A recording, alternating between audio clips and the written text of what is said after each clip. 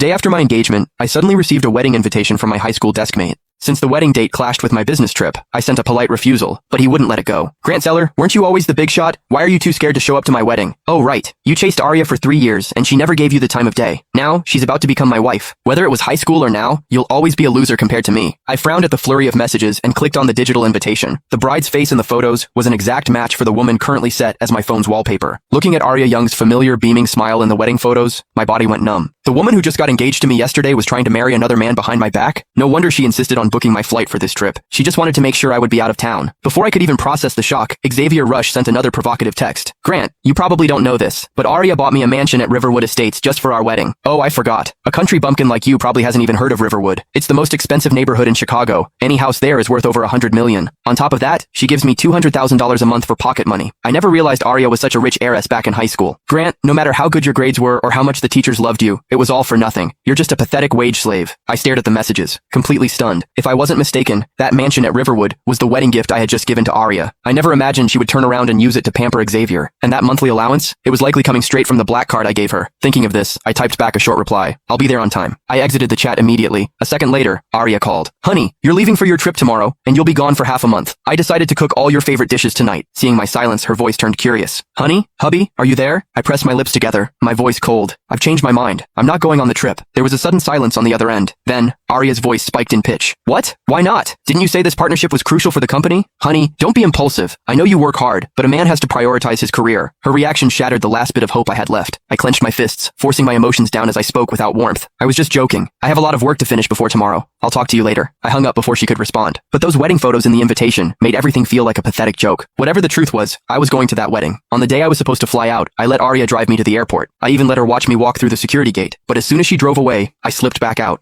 I checked into the very hotel where her wedding with Xavier was being held. On the day of the ceremony, I walked into the ballroom and saw a photo wall of the happy couple. There was a photo of them both in their high school uniforms. That was when I realized they had been together since our school days. I closed my eyes for a moment. When I opened them, they were cold and indifferent. Xavier arrived, looking sharp in a tailored suit. He was surrounded by a group of our old classmates who were busy kissing his boots. Xavier, you're the man. You actually managed to land the ice queen of our class. We went to school together for 3 years, and I never knew Arya was so loaded. Man, marrying a woman with that much beauty and cash? You're set for life. Different people have different fates, I guess. Xavier definitely won the lottery here. Listening to their flattery, I felt like laughing. Xavier, however, looked incredibly smug. We're all old friends. If any of you need help in the future, just call me. I'll do what I can. His words made the group cheer even harder. Suddenly, someone spoke up. Hey Xavier, I heard Arya's dowry includes a priceless jade scepter. When are you going to show it off to us? My breath hitched. That jade scepter was a family heirloom passed down from my grandmother to my mother. Before my mother passed away, she gave it to me to give to my future wife. I had told Arya exactly how much that piece meant to me, and yet, she had given it to Xavier.